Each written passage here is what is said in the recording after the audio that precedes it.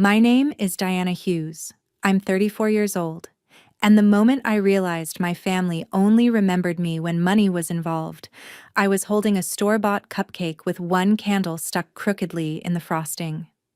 My birthday had passed with no call, no text, no voice note, not even a lazy thumbs-up emoji in the family group chat. I waited until midnight like an idiot, watching my phone light up for weather alerts, work emails, and a dental reminder, but not for the people who had trained me since childhood to drop everything for them. 2 weeks later, while I was sitting at my kitchen counter in Burlington, Vermont, reviewing risk reports for a renewable energy project, my phone finally buzzed with a family notification. Not, "Happy belated birthday, Diana." Not, "We're sorry we forgot again." It was an invitation to my sister Sarah Coleman's baby shower, hosted at the Adirondack cabin I helped my parents buy when their loan application nearly collapsed. Under the invitation was a message from Sarah. "Hey, can you send $500 for catering by tonight? Mom says you're handling the practical stuff like usual." I stared at those words until they blurred. That cabin had my fingerprints on every payment: the down payment assist, the emergency roof repair, the winter insurance, the utility deposits. Me, me, me. I wasn't a daughter. I wasn't a sister. I was a quiet ATM with a birthday nobody had to remember. So I opened my banking app, typed in 10 cents, and added a note. "This is what I've got left for you."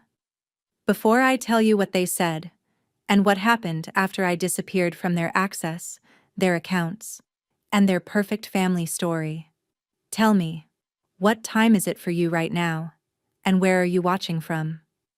I'm curious to see how far this story will travel. The 10-cent transfer looked ridiculous sitting on my screen, but my hand still shook before I hit send, because it wasn't really about 10 cents. It was about every time I had swallowed disappointment because someone said, "Don't make this about you."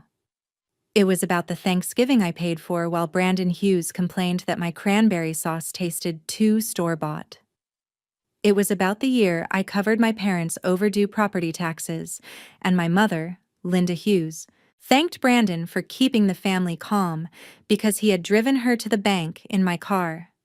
It was about my father, Robert Hughes, calling me dramatic whenever I asked why I was expected to rescue everyone but never allowed to need anything myself. The family reserve account had started as a practical solution after Dad's knee surgery. I created it, funded it, and allowed limited access so my parents could handle medical copays and cabin expenses without calling me every 3 days. Back then, I thought I was doing something kind. I thought I was making life easier for people I loved. Somehow, over time, kindness became expectation, expectation became entitlement, and entitlement became a rule nobody had to say out loud. The account turned into a bottomless family bucket. Sarah used it for shared family events. Brandon used it for temporary emergencies that lasted months. Mom used it to reimburse herself for groceries she bought for parties I wasn't invited to. Dad acted like it had always been family money, because admitting otherwise would mean admitting I had been carrying them. After sending the 10 cents, I didn't block them immediately. I sat there and opened the account history. Line after line hit me like evidence in a trial. Sarah's florist deposit, Brandon's snowmobile repair, Mom's catering balance, Dad's cabin association fee, all quietly absorbed by me. I remembered skipping a weekend trip with Kelly because the cabin insurance was due. I remembered delaying dental work because Brandon needed just a little help with rent. I remembered buying myself a cheap cupcake on my birthday, while my family used my money to plan a shower at a place I had helped keep from being repossessed. I downloaded every statement. I saved every text where they called my support family duty. Then I called the bank. My voice sounded strangely calm when I said, "I need to close the family reserve account and transfer the remaining balance to my personal account. I am the primary owner and sole contributor." The banker asked if I was sure. I looked at the baby shower invitation again, at the words, hosted at our family cabin, and almost laughed. Our family cabin. My birthday forgotten. My money remembered. Yes, I said. Close it today. Then I removed every autopay linked to my card. Cabin electricity, winter heating oil, property insurance, streaming accounts, Brandon's phone add-on, Mom's cloud storage, Sarah's shared wholesale club membership, and the annual maintenance plan Dad had once called too complicated for him to manage. I didn't yell. I didn't write a speech. I didn't send one of those long emotional messages they would screenshot and twist later. I simply turned off the invisible machine that had been feeding them. After that, I blocked their numbers one by one.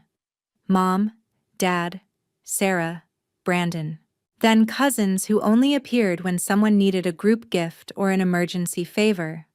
For the first time in years, my phone became silent, and the silence did not feel empty. It felt like a locked door. It felt like I had finally stopped standing in front of myself to protect people who never protected me. For 2 days, nobody could reach me. And for 2 days, I learned how loud peace could be. I went to work, finished a risk assessment for a solar battery storage site, bought groceries without checking whether Mom needed anything, and slept through an entire night without a guilt text waking me up. I even made breakfast slowly, not the rushed coffee and toast routine I used to survive on when my morning started with someone else's crisis. It felt strange, almost wrong, to have time that belonged only to me. On the third morning, Kelly Morgan, my closest friend and the only person who knew the full history, texted me a screenshot from Sarah's public baby shower page. Sarah had posted, "Small catering delay because someone decided to be petty, but family always comes through." I stared at the phrase, "someone," and felt something cold settle in my chest. She still couldn't say my name unless it was attached to a payment. A few minutes later, Kelly sent another screenshot from a cousin. "Is it true Diana drained the family account?" That was when I realized they weren't just panicking. They were building a story where I was the villain before I had a chance to explain. By noon, my blocked voicemail folder had filled with transcripts. Mom. Diana, stop this right now. You're embarrassing us. Dad. You had no right to touch that account before Sarah's shower. Brandon. You better hope I don't call the bank and report fraud. Sarah. You are punishing my baby because you're jealous nobody celebrates your life. I read that one 3 times. Jealous nobody celebrates your life. It was so cruel and so honest that I almost answered. I could practically hear Sarah saying it with that sharp little laugh she used whenever she wanted to hurt me but pretend it was a joke. Instead, I put the phone down, walked to the sink, splashed cold water on my face, and opened the folder of statements I had saved. I created a spreadsheet. I listed every deposit I had made for 5 years, every withdrawal they had made, every expense tied to the cabin, every temporary loan never repaid. The total made my stomach twist. It wasn't just thousands. It was a life I had delayed, a car I never upgraded, a vacation I never took, a business idea I never funded because family emergencies always arrived first. Then Brandon made his mistake. He called the bank and claimed I had stolen from a shared family account. The bank called me for verification, and I calmly provided the documents showing I was the primary owner, the only consistent depositor, and the person who had legally closed the account. The representative paused, then said carefully, "Ms. Hughes, based on the account records, you were within your rights." Within my rights. 3 boring words that felt like oxygen. That evening, Sarah tried to log into the account again. The login failed. The recovery email was mine. The backup phone was mine. The account was gone, just like the version of me who used to apologize for having boundaries. Kelly called and asked if I was okay. I said, I think they're finally discovering the difference between losing money and losing me." She was quiet for a second, then said, "Do you think they know which one they miss more?" I didn't answer, because that question hurt too much. But deep down, I already knew. They had not sent one message asking if I was safe. They had not asked why I was hurt. They had only asked where the money went. By Friday, the baby shower was no longer a party. It was a financial crime scene with pastel decorations. The caterer wanted final payment. The cabin association needed a temporary event fee because Sarah had invited more guests than allowed. The insurance rider I usually renewed before family gatherings had expired because I had removed my card. The heating oil company refused delivery without payment because Dad's card on file had been declined twice before I ever knew about it. One by one, the invisible little protections I used to handle in the background disappeared, and suddenly everyone had to face the real cost of the family magic they praised themselves for creating. That was the thing about being the responsible daughter. Nobody noticed the work when it was done right. They only noticed when it stopped. Mom unblocked herself through a cousin's phone and left a voice message saying, "Diana, I know you're upset about your birthday, but this is not the time." Not the time. That phrase had followed me my whole life. It wasn't the time when Brandon totaled my old Honda and I still had to lend him money for rent. It wasn't the time when Sarah got engaged and Mom told me not to make things awkward by mentioning that I paid the deposit for her venue. It wasn't the time when Dad forgot my promotion dinner because Brandon needed help moving a couch. My pain was always inconvenient. Their needs were always urgent. Then the relatives started calling Kelly because they couldn't reach me. Aunt Marlene said Sarah was crying because the caterer threatened to cancel. Cousin Paige said Brandon was telling people I had financially attacked a pregnant woman. Someone else claimed Dad was considering legal action. Kelly asked me if I wanted her to respond. At first, I told her no. I had spent years defending myself to people who had already decided I was difficult, cold, too sensitive, or selfish. I didn't want to perform my pain for an audience. But then Kelly sent me one more screenshot. Sarah had written, "Some people hate seeing others happy, especially when they're alone." That did it. Not because I cared what Sarah thought, but because I realized my silence was still protecting them. So I changed my mind. "Actually," I said, "send them this." I created a clean, simple document called Family Reserve Account Summary. No insults, no dramatic language, just dates, deposits, expenses, and screenshots of messages where they asked me for money. I included the birthday timeline too, my birthday date, the silent family chat, the baby shower request 2 weeks later. At the bottom, I wrote, "I did not drain family money. I withdrew my own money and stopped funding expenses I was never thanked for." Kelly sent it to one cousin, and by nightfall it had traveled farther than any explanation I could have screamed. The family group chat I had left exploded. Screenshots came back through Kelly like weather updates from a storm I no longer lived inside. Wait, Diana paid for the cabin insurance? I thought Robert handled that. Sarah, why did you ask her for catering after forgetting her birthday? Brandon, did you actually threaten to report her? Their perfect story cracked. Not because I humiliated them, but because I finally let the truth stand without my silence protecting them. The baby shower was moved from the cabin to Sarah's small townhouse because the cabin could not legally host the event without the fee and coverage. Half the guest list quietly disappeared. The caterer canceled and kept the deposit. Sarah posted nothing that weekend. Not one glowing photo. Not one caption about family love. Just silence. And for once, that silence did not belong to me. It belonged to the people who had finally been seen clearly.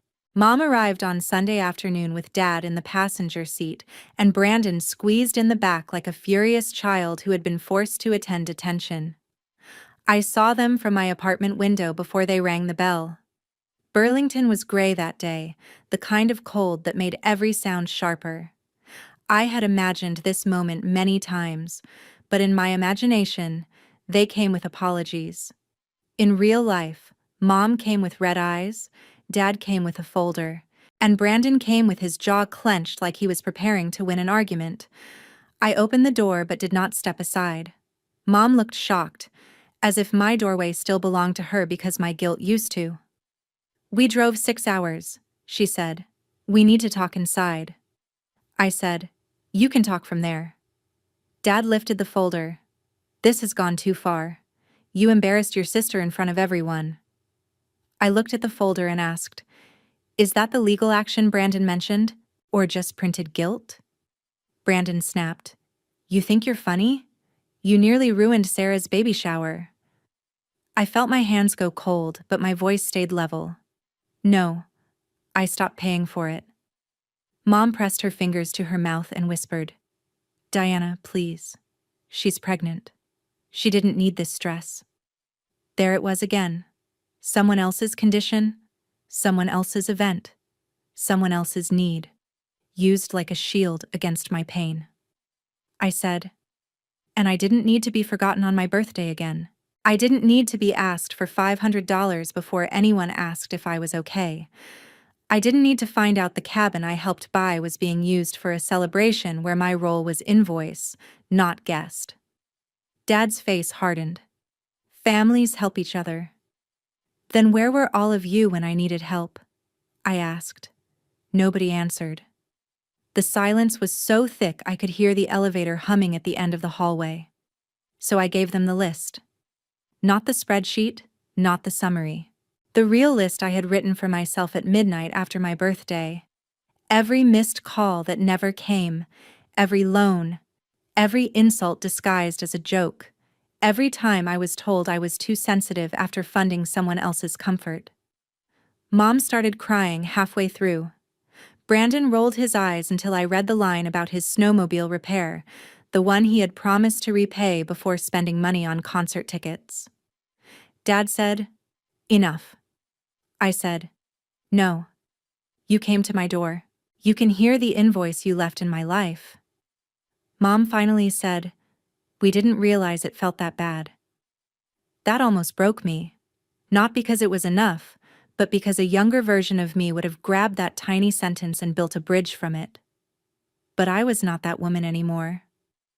"You didn't realize because you benefited from not realizing," I said.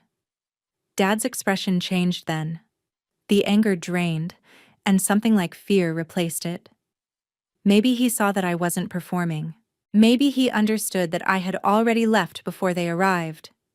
He opened the folder and pulled out a printed copy of the cabin payment schedule. "We can't keep it without your help," he said quietly. There it was. Not, "We miss you." Not, "We hurt you." Not, "We are sorry we made you feel invisible." "We can't keep it." I nodded.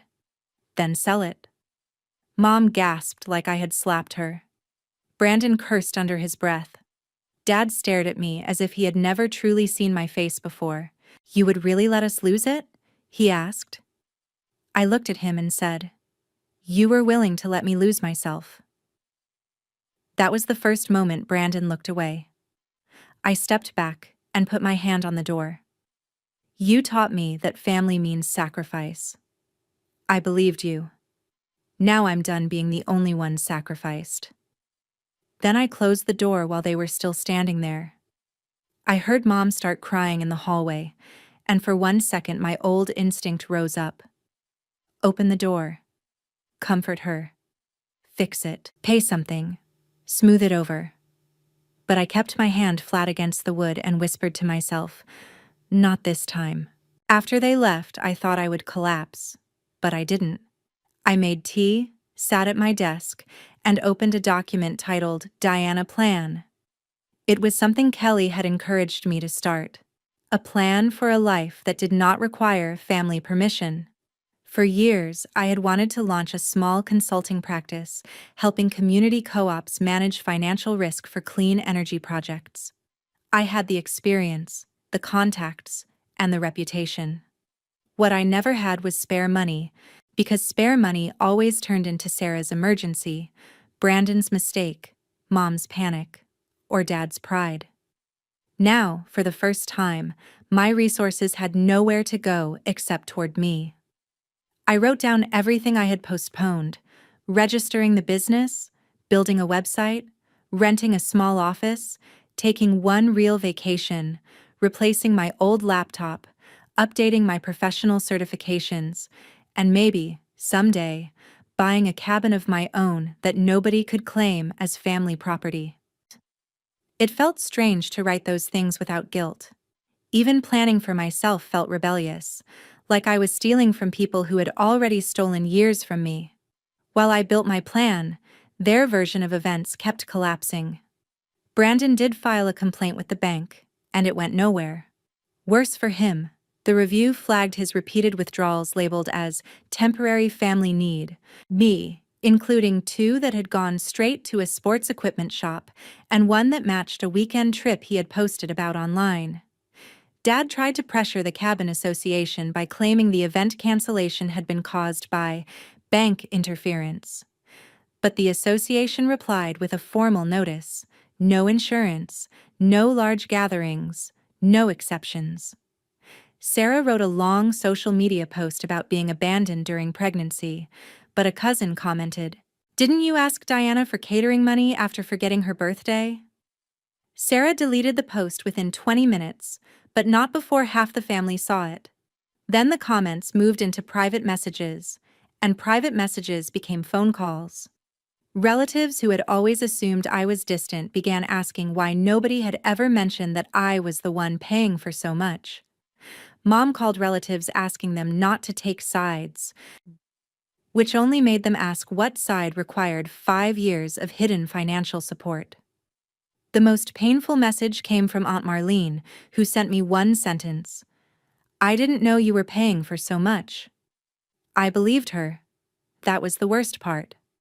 They had not only used me, they had hidden my contributions so well that even sympathy had been stolen from me.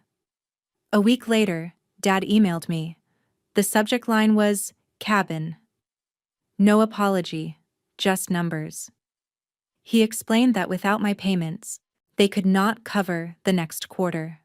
He attached a spreadsheet of expenses, as if presenting the problem professionally would make it less insulting. He asked if I would consider temporarily restoring support until they found a solution. I stared at the word temporarily and laughed once. Not because it was funny, but because if I didn't laugh, I might scream. I replied with one sentence: "My temporary support lasted 5 years." Then I attached the full payment summary and copied all 4 of them. Sarah replied first, not with sorry, but with, "I can't believe you're doing this before the baby comes." Brandon replied, "You've changed." Dad replied, "This is cold." Mom replied nothing. I read their messages and finally understood something. They did not want peace. They wanted the old system back. They wanted me soft, available, and ashamed of my own limits. They wanted me to confuse being needed with being loved. That realization hurt, but it also sharpened me. So I did the coldest, cleanest thing I had ever done. I contacted a lawyer, not to attack them, but to protect myself. She reviewed the statements, the messages, the account records, and the threats Brandon had made about reporting me. Then she drafted a formal notice stating that I would no longer be responsible for any cabin-related payments, family debts, shared subscriptions, event expenses, or informal loans. She also advised me to send a written boundary letter documenting that any further attempts to accuse me of theft or fraud would be met with a legal response. I sent it through email and certified mail. The next day, everyone stopped calling, not because they understood, because consequences finally had letterhead. And the quiet that followed was different from the quiet on my birthday. That silence had been neglect. This silence was protection. For the first time, nobody could rewrite my no into cruelty. Nobody could turn my boundary into a family debate. I had proof, distance, and a door they could no longer open with guilt. 3 months later, the cabin was listed for sale. I found out from Kelly, who saw the listing online and sent it with no comment, just a heart emoji. The photos looked beautiful in the way staged places always do, all warm lamps and folded blankets, pretending no one had ever fought in the driveway or begged for money in the kitchen. The description called it a beloved family retreat. I stared at that phrase for a long time. Beloved by whom? Maintained by whom? Protected by whose invisible labor? I remembered the first winter after they bought it, when Dad said the pipes might freeze if the heating bill wasn't paid immediately. I paid it from my emergency fund. I remembered Mom sending pictures of everyone drinking cocoa by the fireplace while I worked overtime to rebuild the money I had spent. I remembered Sarah saying the cabin was where the family feels whole, even though I had spent more time funding it than enjoying it. I remembered Brandon joking that I was too practical to relax, while sitting in a chair I had paid to replace after he broke the old one. Every photo in the listing looked like a beautiful lie with better lighting. A week after the listing went up, Mom sent me a letter. Real paper, real handwriting, no emojis, no family group chat performance.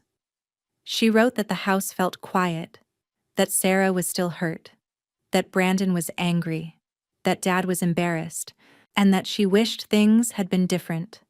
Near the end, she wrote, "I miss my daughter." I wanted to believe that sentence. I wanted it so badly that I had to put the letter down and walk around my apartment before I trusted myself to respond. But when I read it again, slowly, with the same attention I used to give financial reports, I noticed what was missing. There was no clear apology for forgetting my birthday, year after year. No acknowledgement that they had treated my income as family property. No promise to repay anything. No recognition that love without respect is just ownership with softer words. There was sadness. Yes. There was regret. Maybe. But there was still no accountability, so I did not write back. I placed the letter in a box with the old statements, the baby shower invitation, the 10-cent receipt, screenshots of their messages, and the first page of my business plan. Not because I wanted to keep pain alive, but because I wanted proof for the days when loneliness tried to rewrite history. My consulting practice launched quietly in the spring. Kelly brought coffee to my tiny rented office and taped a note under my desk that said, "Not an ATM, not invisible, not available for disrespect." My first client was a rural energy co-op that needed help restructuring a grant budget. When I sent my first invoice under my own company name, I cried in a way that had nothing to do with sadness. That money was mine. My time was mine. My life was mine. I didn't have to check whether Sarah needed decorations, whether Brandon had another emergency, whether Mom expected me to cover a family dinner, or whether Dad had quietly forwarded another bill. Sarah had her baby and announced it online. I did not comment. I wished the baby peace in my heart, because children should never inherit adult bitterness. But I did not step back into the role of unpaid provider just because a new generation had arrived. Brandon moved in with a friend after Dad refused to keep covering his bills. Dad took a part-time consulting role he once said was beneath him. Mom joined a local volunteer group, probably because she needed people around her who did not know the whole story. I did not celebrate their struggles. I did not need them destroyed to feel free. But I did need them to live without the cushion of me, because that was the only truth they had never been forced to meet. Sometimes people don't learn when you explain your pain. They learn when your absence makes the cost visible. My family forgot my birthday again and treated me like an ATM, so I sent them 10 cents. It was petty. Maybe. It was dramatic. Definitely. But it was also the smallest amount of money I had ever given them and the largest boundary I had ever created. They lost the cabin. They lost the account. They lost the version of me who came running every time they confused love with access. And me? I lost the fantasy that one more sacrifice would finally make them see me. That loss hurt, but it also saved me. Because family is not the people who remember your bank password, but forget your birthday. Family is not the people who call you selfish when you stop funding their comfort. Family is not a title people get to use while draining you dry. Real family respects your limits, honors your presence, and sees you even when they don't need anything. Months later, on my next birthday, Kelly showed up with a cake from a bakery across town. It had one candle, just like the cupcake I had bought myself the year before, but this time I didn't light it alone. She smiled and said, "Make a wish." I closed my eyes and realized I didn't need to wish for my family to change anymore. I wished for the strength to never abandon myself again. Then I blew out the candle, and my phone stayed quiet. For the first time, that quiet felt like a gift. Later that night, I opened my banking app and saw the first payment from my consulting client clear. I looked at the number, then at the 10-cent receipt saved in my folder, and I understood the difference between money spent to be loved and money earned while loving myself. One had drained me, the other was building me. If your family only remembers you when they need money, what would you do? Would you keep paying to belong, or would you send your own 10 cents and walk away? Comment your thoughts below, because somewhere out there, someone is watching this while holding a phone that never rings on their birthday, and maybe your words will help them choose themselves too.